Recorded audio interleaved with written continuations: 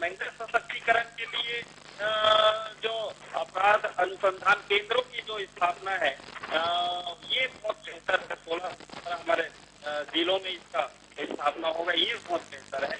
ऐसे ही जो अपने आप को पढ़ाई भी हुआ रहता है, लेकिन प्रकृति ने उसको बहुत बेहतर हुनर दिया रहता है। ऐसे युवा भाइयों को नेहरू कॉलेज के अंतर्गत उनको आवासीय विद्यालय देकर उनको उस जगह पर पढ़ाकर उनको एक स्किल डेवलप करके समाज के बीच आएंगे तो उनका स्वरोजगार उनके लिए नया होगा। इस तरह से आवासीय महाविद्यालय की भी इसमें बातें आया है कि युवाओं के लिए एक बेहतर स्तर है।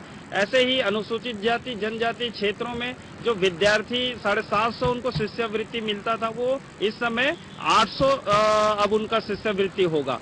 400 उनको भोजन के लिए दिया जाता था सरकार की ओर से एक विद्यार्थी को, इसमें अब 500 की उसमें वृद्धि किया है। किसान जो दलहन तिलहन की जो खेती नहीं कर रहे थे, काफी समय से नहीं कर रहे हैं, उसके प्रोत्साहन के लिए उनके बीज अगर वो तैयार करते हैं तो उनको 1000 रुपए का प्रति क्विंटल अनुदान देने की इसमें उल्लेख है। तो दलहन तिलहन को लेकर अनुदान देने का उल्लेख है। एक नई बात जो बजट में देखने को मिली कि दलहन तिलहन को लेकर कहीं न कहीं एक उदासीनता दिख रही थी किसानों में, उसको लेकर अनुदान यहाँ पर मुख्यमंत्री डॉक्टर रमन सिंह ने दिए। ये बहुत अच्छी पहल है। कैश क्रॉप्स को बढ़ावा देने के लिए मुख्यमंत्री जी ने ये पहल किया है और दलहन तिलहन पे जो सब्सिडी मिलेगा किसान को, उससे डेफिनेटली वो उसकी ओर आकर्षित होंगे, दलहन तिलहन का रकबा बढ़ेगा, इससे डेफिनेटली किसान समृद्ध होंगे। तो यहाँ पर किसान समृद्ध होंगे। दलहन तिलहन को लेकर जो यहाँ पे अनुदान दिया गया उससे समृद्धि तो आएगी ही। हमारे साथ में विधायक जी मौजूद है, नवीन मार्कंडे जी।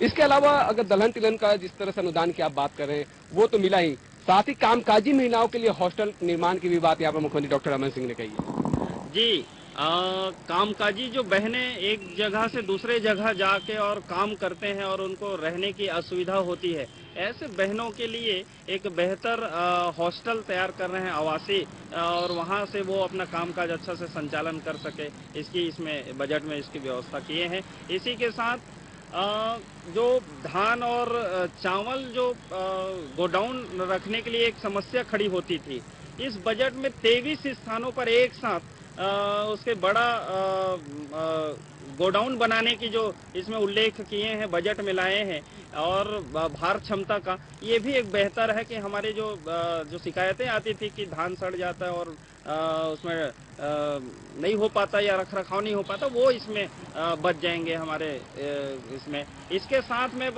बताना चाहूंगा कि हमारे गांव ग्रामीण क्षेत्र में जो पेंशन योजना वेलफेयर सोसाइटी के सेक्टर में जो देते थे, उस पेंशन योजना में 50 रुपए की प्रति माह वृद्धि का जो इस बजट में लाए हैं वो बहुत बेहतर है। एक वृद्धा पेंशन, विधवा पेंशन, परित्यक्तता पेंशन और इस तरह से निराश्रित पेंशन, इस तरह से सारे जो पेंशनधारी है उनको इसमें 50 रुपए का जो लाभ मिलेगा, ये इस पे नयापन है और बहुत बेहतर है। एक नयापन है। समाज कल्याण को लेकर भी यहाँ पर तमाम बातों को समाहित किया गया है। इंडस्ट्रीज की अगर बात कर ली जाए, क्योंकि इंडस्ट्री से जुड़े हुए हमारे साथ में लोग मौजूद है, खासतौर पर प्लास्टिक इंडस्ट्री से तो आप हैं, लेकिन दूसरे इंडस्ट्रीज को भी अगर राहत मिलती है तो कहीं ना कहीं एक इंडस्ट्री से दूसरे इंडस्ट्रीज को भी फायदा मिलता है, क्योंकि ट्रांजैक्शन तो एक इंडस्ट्री से दूसरे इंडस्ट्रीज कच्चे माल का तो ट्रांजैक्शन होता ही होता है। जी हाँ, बिल्कुल। इसमें देख रहे हैं हम कि रोलिंग मिल वालों को भी इसमें बेनिफिट मिला है।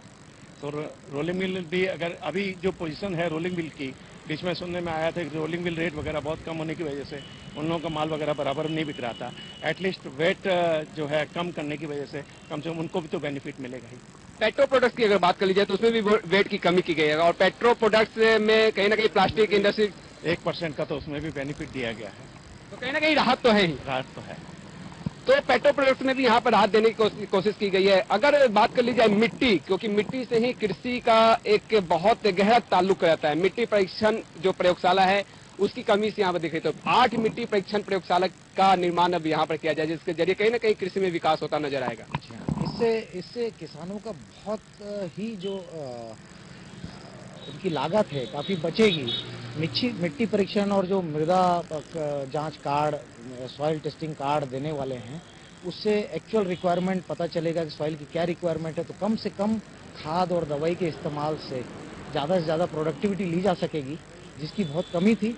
और अब ये प्रयोगशाला खुलने से डेफिनेटली इस पे हम काफी विकसित होंगे, छत्तीसगढ़ काफी आगे बढ़ेगा। पहले कृषि बजट जो देखा गया, जब शुरुआत हुई कृषि बजट की, अलग से कृषि बजट रखने की, क्योंकि ये कृषि प्रधान राज्य है, और जब शुरुआत हुई तो 5,000 के आसपास, 5,000 करोड़ के आसपास रखा गया। लेकिन इस बार उसके बाद फिर बढ़ा, 6,000 हुआ, 7,000 हुआ, इस बार 10,000 के ऊपर ये आंकड़ा जा चुका है। लगातार कृषि को तवज्जो दी जा रही है और कृषि बजट को अलग से रखा जा रहा है। ये किस तरह से आप इसको देखते हैं? मुख्यमंत्री जी ने कृषकों का हमेशा से ध्यान रखा है और काफी समय से कृषकों के उत्थान के लिए काफी काम किया है उन्होंने, और उसका वो देखने को भी मिल रहा है।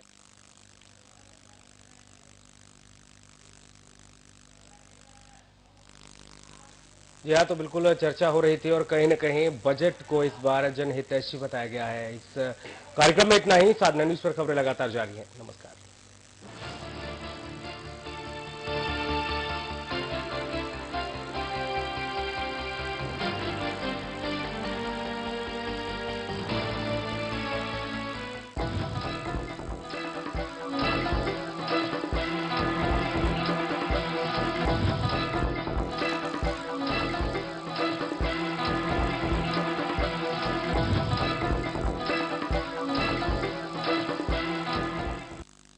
बदलती है, आंकड़े बदलते हैं, तस्वीरें बदल जाती हैं, लेकिन सच नहीं बदलता। अपने परिवार को इस खौफनाक सच से बचाएं, सावधानी से गाड़ी चलाएं।